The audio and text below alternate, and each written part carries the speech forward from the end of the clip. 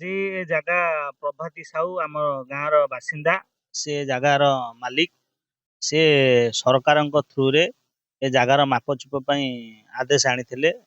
ଆମର ଆର୍ଆଇ ଅମିନ ପଠେଇଥିଲେ, ଆର୍ଆଇ ଅଫିସର ଆସିଥିଲେ, ଥାନା ଅଧିକାରୀ ତାଙ୍କର ଷ୍ଟାଫ ପଠେଇଥିଲେ, ଗ୍ରାମର ଅନ୍ୟମାନେ ଭଦ୍ର ଲୋକମାନେ ଉପସ୍ଥିତ ଥିଲେ। ଏଇ ସମୟରେ ଜାଗା ମାପଚୁପ ହେଲା।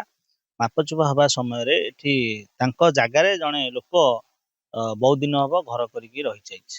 ସେ ଜାଗାଟି ତାଙ୍କର ବୋଲି ପ୍ରଭାତୀ ସାହୁଙ୍କ ନାଁରେ ସେ ଜାଗାଟି ଅଛି, କିନ୍ତୁ ସେ ବହୁତ ଦିନ ହେଲା ଘର କରି ରହିଯାଇଛନ୍ତି। ତେଣୁକରି ଆମେ ସମସ୍ତେ ତାଙ୍କୁ ଅନୁରୋଧ କରିଥିଲୁ ଯେ ଆପଣ ଯେଉଁ ଜାଗାରେ ଘର କରିଛନ୍ତି ତାହା ପ୍ରଭାତୀ ସାହୁଙ୍କ ନାମରେ ଅଛି, ଆଉ ଆପଣ ଏ ଘର ଖାଲି କରନ୍ତୁ।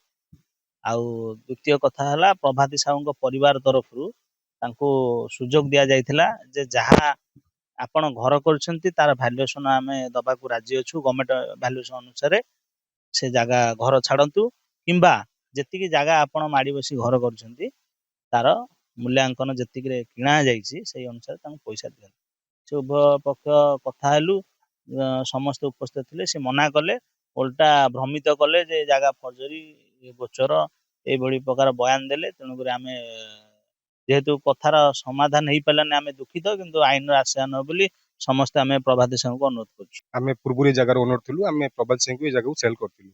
ସେଲ୍ କରିବା ଭିତରେ ଗଭର୍ଣ୍ଣମେଣ୍ଟ ତରଫରୁ ଡିମାର୍କେସନ ଆପ୍ଲାଏ ବି ହେଇଥିଲା, ମପା ବି ଆରମ୍ଭ ହେଇଥିଲା। ହବା ଭିତରେ ସେ ଆମ ଜାଗାରେ 2 ମହଲା ଘର କରିଦେଇଛନ୍ତି। ତ ପୋଲିସ ସାର୍ ବି ଆସିଥିଲେ, ସମସ୍ତେ ଆସିଥିଲେ। ତଥାପି ସେ କହୁଛନ୍ତି ଏଇଟା ଗୋଚର ସମ୍ପତ୍ତି, ଏଇଟା ଲିଟିଗେସନ ଜାଗା ଅଛି ବୋଲି ଆମକୁ କହୁଛନ୍ତି। ଆଉ ଯିଏ ନେଇଛନ୍ତି ସେ ପ୍ରଭାତୀ ସାହୁ। ଆମେ ହଉଛୁ ପୁରୁଣା ହୋଲ୍ଡର, ଆମେ ବିକିଛୁ ପ୍ରଭାତୀ ସାହୁ। ନା, ପ୍ରଭାତୀ ସାହୁ ନେଲା ପରେ ସେ ଗଭର୍ଣ୍ଣମେଣ୍ଟ ଡିମାର୍କେସନ କଲା ଭିତରେ ତା ଜାଗା ପଇଲା ଯେ ତାଙ୍କ 2 ମହଲା ଘର, ସେ ଆମର 600 ସ୍କୋୟାର ଫୁଟ ଜାଗାରେ ଘର। ଆମେ ଡିମାଣ୍ଡ ଚାହୁଛୁ ଆମେ କେମିତି ଯାହାକୁ ବିକିଛୁ ଆମେ ତାଙ୍କୁ ପଜିସନ ଦବୁ ବୋଲି, ଆଇନର ସାହାରା ନେଇକି ପଜିସନ ତାଙ୍କୁ ଦବୁ। ହୁଏତ ସେ ଜାଣିକି କଥା ଆମର ପାଚିରି ବି ଭାଙ୍ଗି ଦେଇଛନ୍ତି, ବହୁତ କିଛି ପାଚିରି ବି ହେଇଥିଲା ଦେଇଛନ୍ତି। ପାଚିରି ବାଦ ବି ତାଙ୍କ ସେପଟକୁ ଜାଗା ରହୁଛି 100 ଆମର 24 ସ୍କୋୟାର ହାତ ରହୁଛି ସେପଟକୁ ଜାଗା, ସେ ମାଡ଼ି ବଇଛନ୍ତି। ଆଉ ଆଲିଗେସନ ଆସିଥିଲା କୋର୍ଟରୁ ବି ତାଙ୍କୁ ଆସିଥିଲା, ଆମର ଯୋଉ ଡିମାର୍କେସନ ଆସିଥିଲା ତାଙ୍କୁ ନୋଟିସ ଆସିଥିଲା।